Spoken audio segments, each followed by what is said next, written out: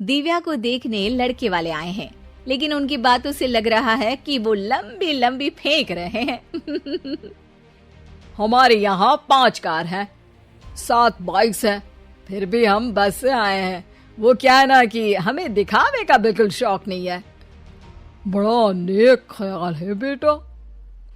लेकिन खुद की गाड़ी में बैठना दिखावा थोड़ी ना होता है। अरे हम दिल्ली से आए हैं, वहाँ पोल्यूशन बहुत है ना, तो हम गाड़ी में नहीं निकलते हैं। हाँ, ये उससे भी बड़ा नेक ख्याल है बेटा। लेकिन अगर आपको पोल्यूशन की इतनी चिंता है तो घर में 5 कार और 7 बाइक क्यों रखी है? अरे इतने पैसे हैं, फुर्सत में क्या करेंगे, कुछ ना कुछ खरीद लेते हैं। अभी पिछले ही हफ्ते एक हेलीकॉप्टर खरीदने का सोच रहा था। तो क्यों नहीं खरीदा? अरे उसके पंखे हवा ज्यादा देते हैं, हमारी माँ को ठंड बहुत लगती है ना, अब बुजुर्गों का ध्यान रखना पड़ता है ना। अरे वाह वाह, ये तो बहुत बड़ा, ऊंचा और नेक ख्याल है। हम कैसे मान ले कि ये लोग झूठ नहीं बोल रहे हैं? अरे हमारा परिवार झूठ नहीं बोलता। दिल्ली शहर में किसी से भी पूछ लीजिएगा, हमारे बेटे का बड़े लोगों में उठना बैठना है। हाँ।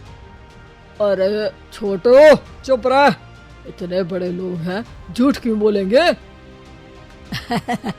हमारी फैक्ट्री है, और ऐसी फैक्ट्री कि यहाँ ग्राहक आया, इधर सामान बनाया जल्दी जल्दी, और हम हर काम ना जल्दी करते हैं। हाँ वही तो, तब जल्दी जल्दी अपनी बेटी का हाथ हमारे बेटे के हाथ में दे दीजिए। दिव्या के पिताजी दिव्या के भाई छोटू की एक भी बात न मानते हुए दिव्या की शादी दिल्ली के इस फेंकू परिवार में करवा देते हैं। जब दिव्या ससुराल पहुंचती है तब आपकी कार्स और बाइक्स कहाँ है? मुझे बाहर जाना था किसी काम से। कार और बाइक्स? कौन सी कार और बाइक्स? अरे जब आप मुझे देखने आए थे तो कहा था ना कि आपके यहाँ 5 कार्स हैं और 7 बाइक्स हैं। हाँ हाँ उस दिन थी, आज नहीं है। है? आज कहाँ गई? अरे जिनकी थी वो ले गए। मतलब वो आपकी नहीं थी? आपने तो कहा था हमारे घर पर है। हाँ घर पर थी, बाबूजी का एक पार्ट टाइम काम है कार और बाइक धोने का। उस दिन घर पे 5 कार और 7 बाइक्स थी तो बोल दिया था। अरे झूठ थोड़ी ना बोला है, जैसा था वैसा बोल दिया। और वो हेलीकॉप्टर खरीदने वाली बात, वो झूठ थी क्या?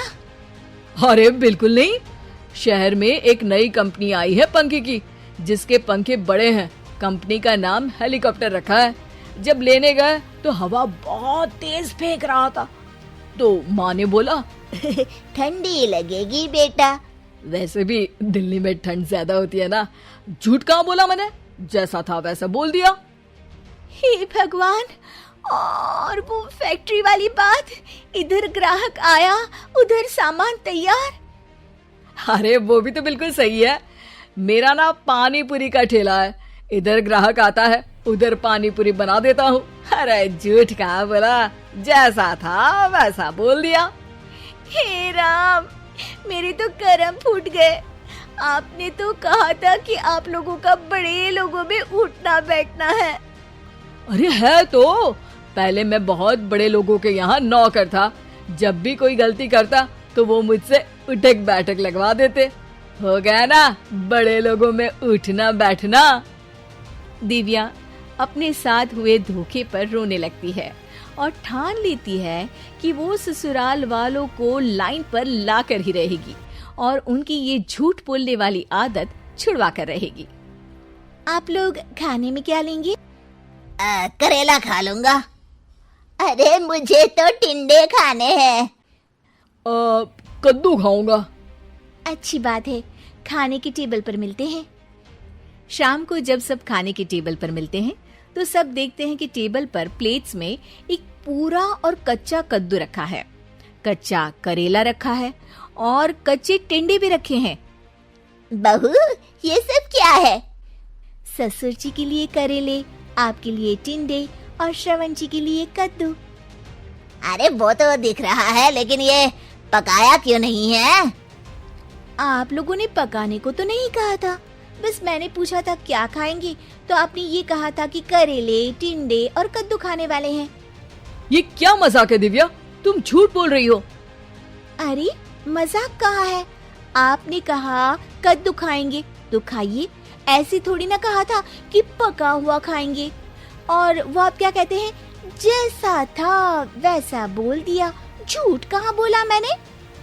दिव्या की बात सुनकर, समझकर सब शर्मिंदा हो जाते हैं और उन्हें अपने किए और झूठ बोलने की आदत पर पछतावा होता है।